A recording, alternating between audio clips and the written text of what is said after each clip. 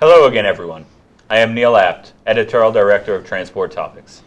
I want to welcome you to the latest installment of the TT LiveonWeb series.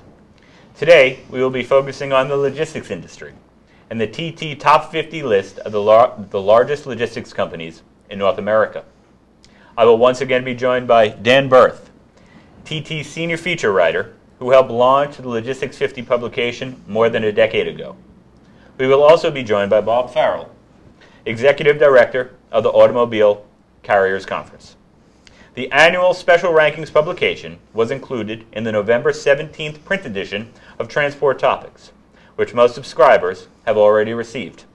A download of the Logistics 50 list, as well as a replay of today's chat, will soon be available on our website, ttnews.com. Our chat today is sponsored by MacroPoint, which offers freight tracking for brokered loads, and Contract Leasing, which offers trailer leasing, sales, and other services. To learn more about these service providers, view the interactive stream within this page. We encourage you to interact with us during today's chat. You can send your questions and comments directly within this article page. You can email us at share@ttnews.com, or you can use Twitter at hashtag LiveonWebTop50. Okay, let's get started. I first want to turn to Dan, who oversaw the list again this year with editorial researcher Brandon Green and a large portion of the TT staff. Hello, Dan. Hello. Can you give us an overview of the logistics industry and the Top 50 publication? Yes, thank you, Neil. And hello to everyone who's watching today. First, let me explain what we mean by logistics. Logistics is the procurement of transportation services by companies that are not shippers or freight carriers, but are acting on behalf of shippers or carriers, and they're commonly referred to as third-party logistics companies, or 3PLs for short. Some of the primary services that fall under the logistics umbrella include freight brokerage, air and ocean freight forwarding, warehousing and distribution, and dedicated contract carriage. Companies are ranked on the basis of net revenue, which is calculated by taking gross revenue and subtracting the cost of purchased transportation. Net revenue, which is sometimes called gross income, is the money left after paying someone for the actual transportation of goods, be it by truck, rail, air, or ocean carrier. It's the money available to run the business, and therefore, in our opinion, is the best way to judge a firm's size and capabilities. So, Dan, what are the big issues facing logistics companies right now? The answer to that, Neil, is twofold. One, there is a real and growing shortage of truck capacity. And secondly, there are problems with congestion on the railroads that are causing delays for intermodal shippers. So coupled with an increase in demand for freight hauling, one logistics executive we spoke to put it this way: the supply chain is completely backed up. And one of the industries hardest hit by capacity and congestion problems is automotive manufacturing. Neil, this year sales of cars and light trucks are expected to top 16 million. And that number is going to rise to 17 million in 2015, according to projections by the National Automotive Dealers Association. That compares to a low of only 10 million vehicles sold during the recession years of 2008 and 2009. So it's obvious that what we're seeing is an increase in demand for freight hauling connected with this business. And auto manufacturers are having a hard time, in particular, in getting their finished vehicles delivered to dealers due to congestion on the railroads. Thank you, Dan. Someone who can tell us a little bit more about that is Bob Farrell, who I mentioned earlier is Executive Director of the Automobile Carriers Conference. The ACC is one of 3 industry groups affiliated with American Trucking Associations. Bob has 30 years' experience working with auto haulers and was honored at ATA's annual conference last month for his 3 decades of service. First of all, congratulations on that honor. Thank you, Neil. And welcome to the program. Thank you. How big is the problem right now in getting vehicles shipped out there? It's a big problem. The railroads are as Dan alluded to, they're just congested. It's like rush hour constantly on the rail network. The velocity doesn't exist. What is usually the normal of about 68,000 vehicles on the ground in North America waiting for rail cars at assembly plants and ports, that spiked up to about 200,000 this spring after the polar vortex. Currently, it's down to about 120,000 vehicles on the ground waiting for rail cars, and that is almost twice the normal from previous levels. There's a shortage of bi-levels and tri-levels, getting the rail cars back when they're empty, and truck capacity is tight too. So what are the automakers doing to help fix this problem? Well, some automakers in the past used a rule of thumb of 200 to 300 miles out from a plant or a port facility was truck, and everything beyond that went by rail. They're rethinking that paradigm to the point of 500, 600, and even 700 miles. What that does for some individual manufacturers is it increases the haul for the carrier, and in turn it puts them in an area where they may have another manufacturing facility, so they decrease the deadhead miles and come back loaded fully.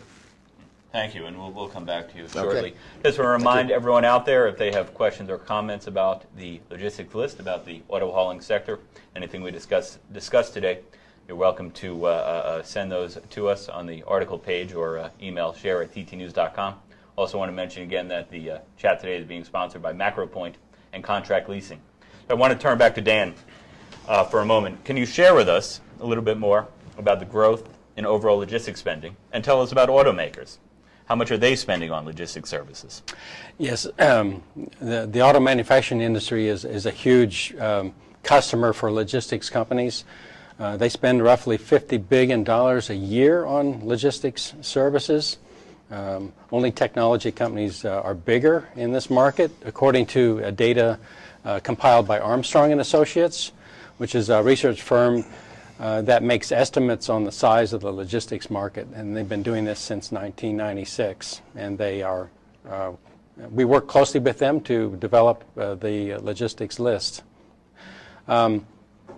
Armstrong's data shows that spending on logistics has grown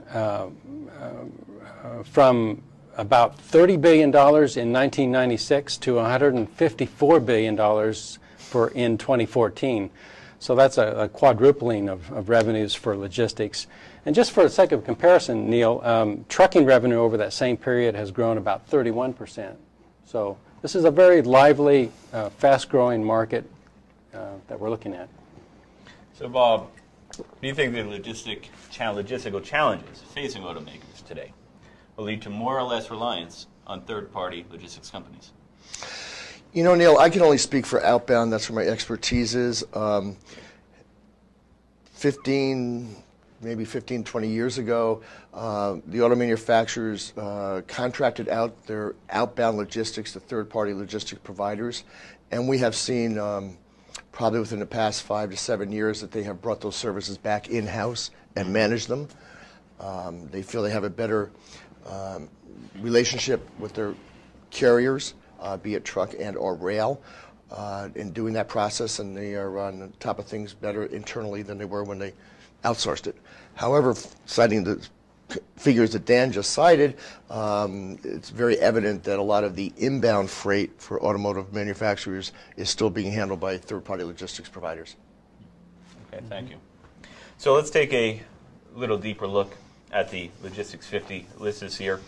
We roll through, as I have on some of our other chats, the top 10. Number 1 is UPS Supply Chain Solutions. Number 2 is JB Hunt Transport Services. Number 3 is XL.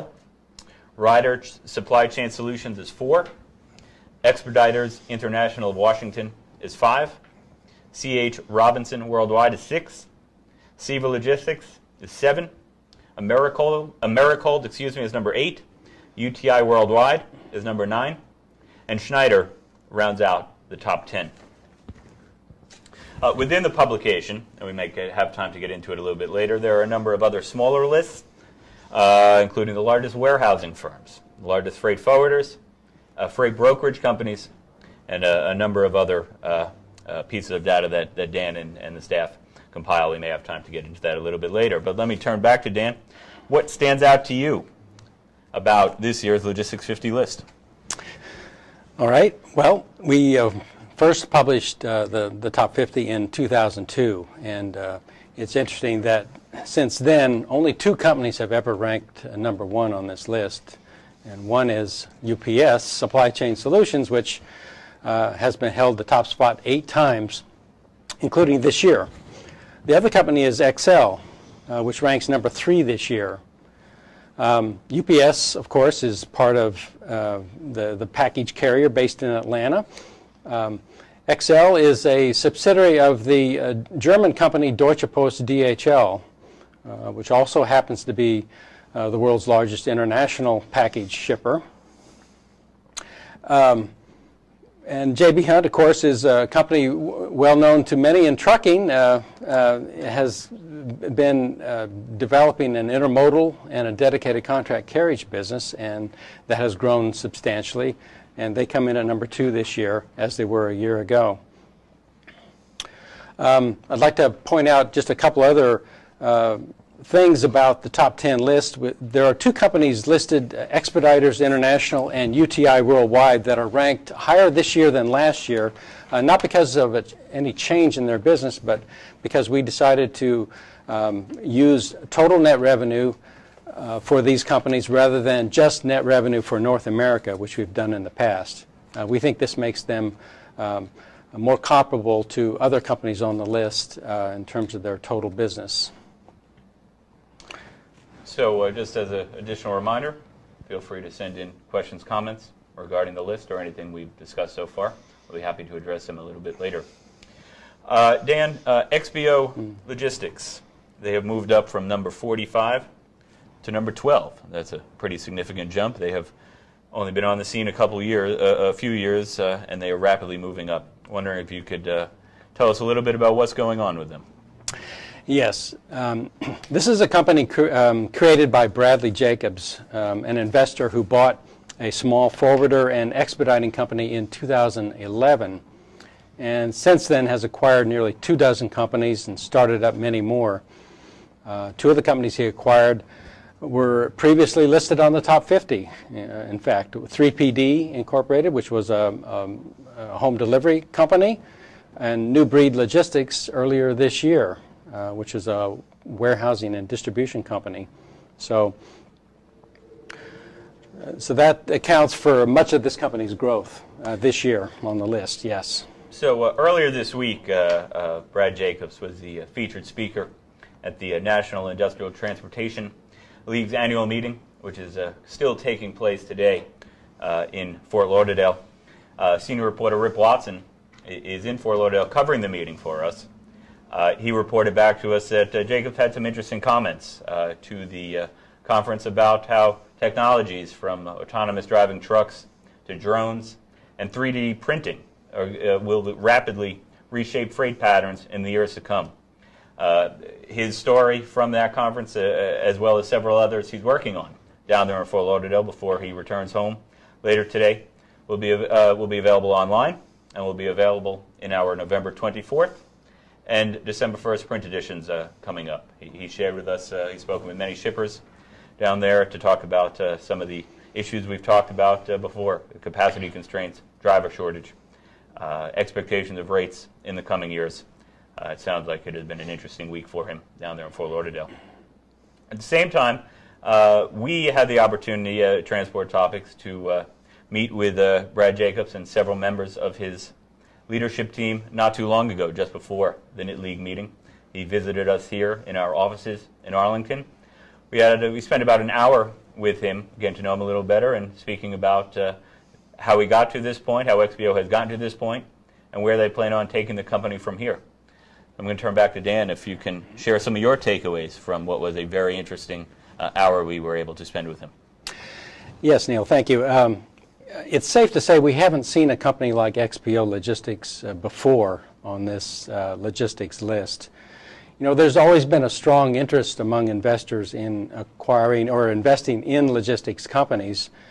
In fact, in 2005, I quoted an industry analyst saying that there was $120 billion from private equity on the sidelines waiting to be invested in logistics companies.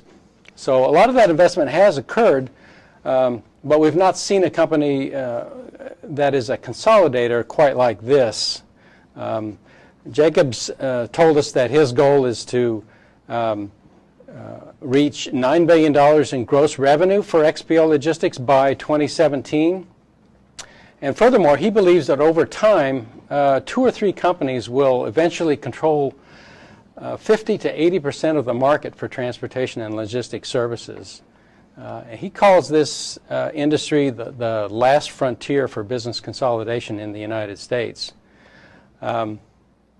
I can't predict, whether Jacobs' projections will become reality, but he does have a good track record for not just buying up companies, but creating new enterprises that are better than what was in place before. So he did this with United Waste and a company called United Rentals. So what we can say, I think, Neil, is that Jacobs will be a major player in the logistics market for the foreseeable future, and we should pay attention to it, what he's doing.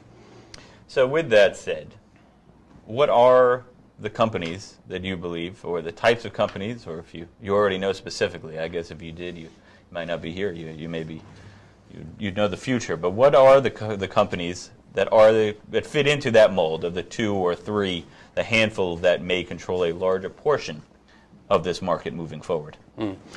Well, I have given that some thought since we heard Brad talk about that, and you would have to count XPO Logistics as one of those players, given the fact that they do have a lot of money to make acquisitions, and they seem to have a strategy in place that can eventually lead to that. The other companies that I think, or I should say another company that will obviously be a player in the future is UPS. And that's perhaps logical because they're already large in the logistics space, and they've given every indication that they want to continue that. You may recall a couple years ago they tried to buy TNT Express in Europe to extend their business over there. That would have actually given UPS more revenue from outside North America than domestically. So I see UPS as a major player. The third company actually might be someone not even on the top 50 list today. And I say that because I feel like there will be investment coming from either Europe or Asia that will be in response to continuing growth in global trade, and then a company like that will eventually be a major player in transportation and logistics in the future as well. So. Well, one question that has come in, half comment, half question, and if you have any out there, please feel free to send them in. Someone's referencing they've heard you reference UPS several times, but have not yet heard FedEx, and quite often I guess those two companies can somewhat get lumped together a little bit based on their size and the parcel delivery. FedEx is on the Logistics 50 list. I believe they're number 30 this year. I'm wondering if you can comment regarding FedEx's role in the logistics sector. Yeah, well, it is tempting to think about UPS and FedEx in the same context all the time because they're so closely competing for package delivery in the United States and the rest of the world. So you'd have to think of them as a viable competitor for logistics services. But I think what explains kind of the difference between UPS's strategy and FedEx's strategy so far is that FedEx confines its logistics activities to things that are most directly related to package delivery. It hasn't gone beyond that to provide independent service, warehousing and distribution, for example, or freight brokerage on a large scale. So it's more of an in-house operation, whereas UPS is, I think, has a more expansive view of that service, and that's the reason you see a difference between those two companies right now. Could change, but right now that's the way it looks to me. All right. Well, thank you for the question out there. Just to come back to the list a little bit, I'm just going to go through some of the other lists that were referenced earlier. And Dan, if you have any comments you want to share as we go along. On the warehousing side, XL was number one there, 98 million square feet, and they have 340 warehouses. Genco is 2, OHL 3, tied with Ryder Supply Chain Solutions. And all this, again, is available within the publication that appeared along with the November 17th print edition of Transport Topics. In top 25 freight forwarders, topping the list of DHL Supply Chain and Global Forwarding.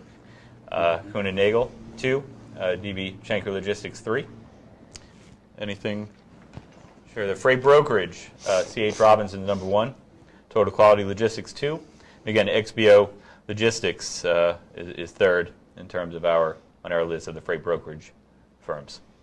Bob, let me come back to you for a second. Even if we get away slightly from logistics, you can share anything else about this overall state besides some of the problems of the auto hauling sector right now as we begin to look ahead to 2015.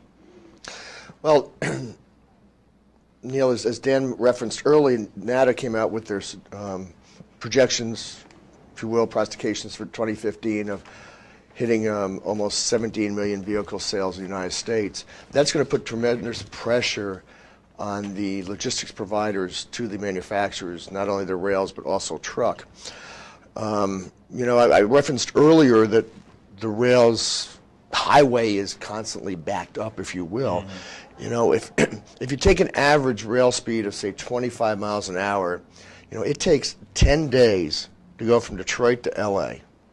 If the railroads could maintain a 25-mile-an-hour speed constantly, they'd be there in 5 days. We're talking that's a significant difference. They're talking billions of dollars. Yeah.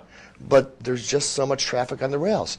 The manufacturers are giving some overflow to car haulers, which is great, but they're hammered in by their contracts with the rails that they can only divert a certain percentage in the single digits to a trucker. So that's one of the problems. Another problem is car haulers, like everybody else in the trucking industry, we have a driver shortage. The trailers are built, made to order. You know, you can't go down to the corner and rent one. So you have to put your order in for your truck, then you have to put your order in for the trailer, then they're permanently put together and they're married. That's fine, but you have to find a hot body to put in the seat. It seems no matter what sector we talk about, whatever issue we talk about, it's hard right now to get away from the driver shortage. It certainly is. The effect when we're talking congestion in relation to investment, highway bill, and other things. It seems at the core, many of the same issues that we talked about with our For Hire publication in the LiveonWeb are private, and now talking about logistics and focusing with you on auto haul. It seems in a lot of ways that are these same core issues that do need to be addressed. Do you agree with that, Dan? I do, and you know, it's maybe important to keep in mind that logistics companies rely on freight carriers to haul freight, right? So they have an interest in what's happening with the trucking market and in terms of capacity, but these logistics companies also believe that they can take whatever capacity is out there and make it more efficient. Right, so we can better utilize the freight hauling capacity that is available. So, but going forward, you know, logistics companies will play a very important role in coordinating these freight flows, right, for all modes, and I think as a consequence, we need to pay close attention to this marketplace. One point we hope we got across today was the logistics industry is rapidly changing. Maybe maturing is the right word. For many years, we have timed the Logistics 50 publication in the fall around this time as it came out this week. What used to be a TIA and IANA and IT League used to hold a joint meeting. We're going to be changing up when we publish Logistics 50 next year. We're going to start a process of expanding it a bit. So I'm going to turn back to Dan, who helped create the list and oversees it, to share a little bit about what our plans are to shift the timing of the Logistics 50 publication and where we hope to take it along with the industry in the years to come. Mm-hmm. Yes, as Neil said, we will publish our next edition of the Top 50 Logistics Companies in April of 2015, and then we'll keep it in that time slot thereafter. So what we'll do in April is publish a new list that will include rankings that are based on revenue for the year end 2014. So stay tuned for that. In the future years, we want to take a we want to step back and take a longer look at how this industry is changing and how maybe our presentation needs to change to keep up. So we're going to spend the next few months and maybe most of the next year thinking about the best way to present information about logistics companies, and we encourage readers and viewers of this program to chime in and tell us what you think would be most valuable to you. Neil, another thing that I'd like to get across to people is that because we're moving logistics from November to April, it opens up a slot in the fall for something new. And beginning in September of 2015, we're going to publish a list of the 50 largest freight transportation firms. This is actually something that you can find as part of our logistics presentation right now, but we're going to expand that and use it as a platform to talk about issues that shippers are concerned about and how the intermodal aspects of transportation are playing out. In other words, we're going to look at truck, rail, air, and ocean carriers together and look at what they're doing not only in North America but around the world. So this is something new for us that hopefully people will find of interest. It's an exciting venture, both the moving of the Logistics 50 to April. It is a quick turnaround. We'll get Dan started on the April publication as soon as we wrap up the chat today. Also, the freight transportation firms, that's on page 820 in the Logistics 50 this year, abbreviated list, but it does encompass all types of firms. U.S. Postal Service is on there. You got international firms, kind of given a really wide sense as to the scope of the overall industry. I know it's something Dan has discussed with us for a number of years, trying to separate and think that the decision we've made to move the logistics to April and to open up space in the fall, in September, I guess I should say, for the a larger, what one day will probably become its own complete separate publication on the freight transportation firms are exciting opportunities for us. We're looking forward to as we move to next year. So as we begin to wrap up today, we want to thank everyone for watching. We want to just turn back to Bob one more time. If you have any additional last thoughts in terms of the auto hauling sector, in terms of anything that we discussed today, maybe you want to share one more time. I don't think so, Neil. Pretty much covered it. Dan, anything else about the Logistics 50 publication? No, I'm good. Okay. All right, so just before we wrap up, I again want to thank our sponsors, MacroPoint and Contract Leasing. To learn more about these companies, please see the interactive stream below.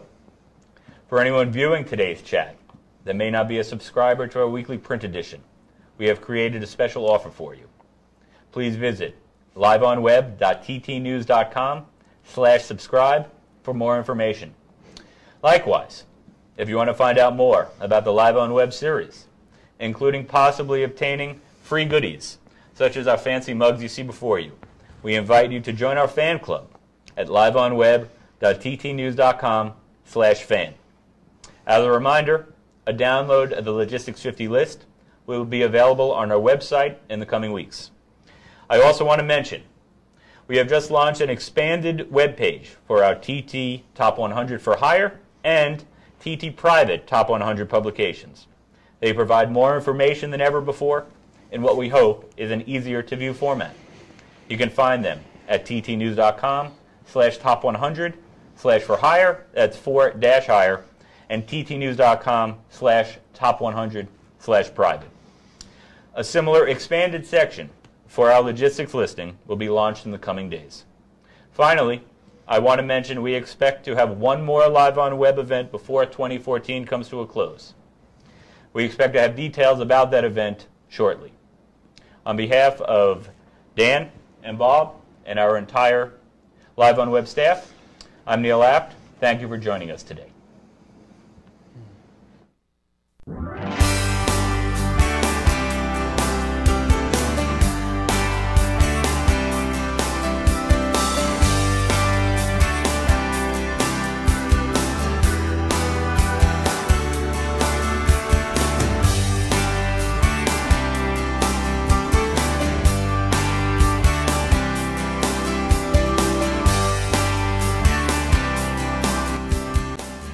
Hello, welcome to the first Web Extra in our LiveonWeb series.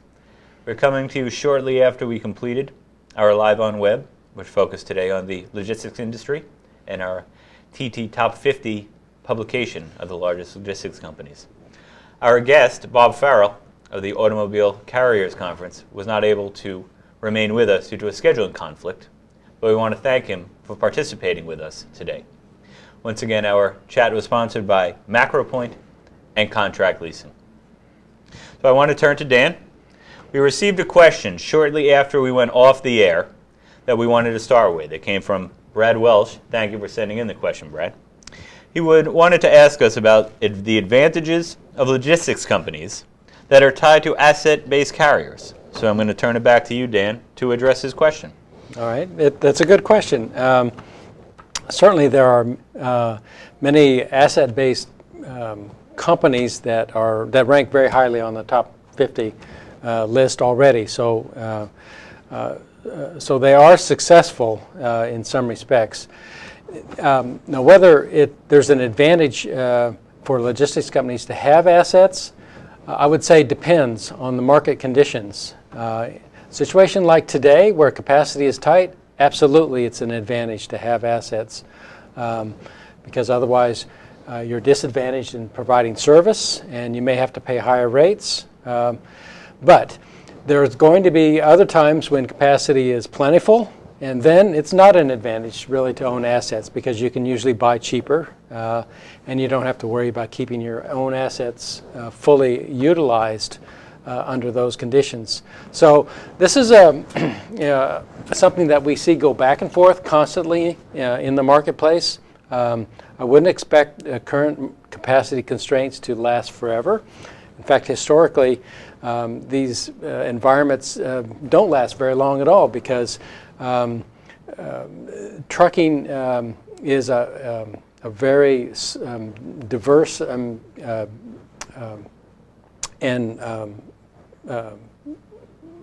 unconcentrated industry. In other words, there are so many players out there who are all getting requests for more service. Sooner or later, those companies will be adding capacity. In fact, we may already be seeing the first signs of that right now. If you look at monthly truck sales totals, you'll see a spike in the most current month. And this reflects, I think, the fact that carriers are beginning to respond to demand for more freight hauling. So we'll see how that plays out over time, but you can expect this to be a situation that will take many months to play out. I think with the expansion, we're seeing that not only in truck sales, we see it also in truck orders. At this point, that's looking ahead. They're ordering out for 2015 in some cases, pretty far into 2015. Along the way, trailer sales as well have been very strong, and some of the research firms that compile it, some of the manufacturers themselves are saying, well, a lot of this is pent-up demand for replacement. It's been strong enough months now in a row where it is clear that there is at least some expansion going on. Yes. We touched earlier during the chat itself a little bit about consolidation. It's always a buzzword within the trucking industry as a whole. I was wondering if you could just follow up a little bit further about where you see consolidation going, specifically when we look at the logistics sector. Yes, we spent some time imagining who or what companies might be the bigger players in the future. But rather than try and pick individual companies that are going to come out on top, it might be more useful for people to think about how consolidation is dividing the logistics market into big and small companies. And both of these are going to play an important role going forward because large companies will want to provide a full range of transportation services, be a one-stop shop, if you will, for shippers, and they'll have considerable success. There'll be other companies that are smaller and they provide a more specialized service. They might focus on one or two categories of logistics services. And the feeling is, from the people that I've talked to in the industry, that there's a role for both large and small players in this industry going forward. So it's the middle-sized companies that might be most at risk going forward, they'll have to choose kind of what direction they want to go. Do they want to be a big player doing everything, or do they want to be more specialized? The same trend in trucking we see as well, because large companies have certainly advantages in terms of economies of scale, right? Their ability to provide a full range of services. And you've got smaller companies that confine their service to particular markets, let's say. They do very well, some of them. It's the guys that they're kind of stuck in the middle that seem to have the most trouble. So I see these trends kind of playing out in both trucking and logistics markets over time. And these trends will be covered not only in our weekly print edition and online, but when talking about logistics in our annual logistics publication, which, as we reference, has always been in the fall. We're going to be moving it to April. We encourage you to read it in print. You can come online and look at the section online. You can download it. Also available online are some of the prior years. You can see some of the development, some of the changes in the list. We encourage you to help us determine, as we decide how we want to expand it and reshape it, to share your feedback, your thoughts, your comments.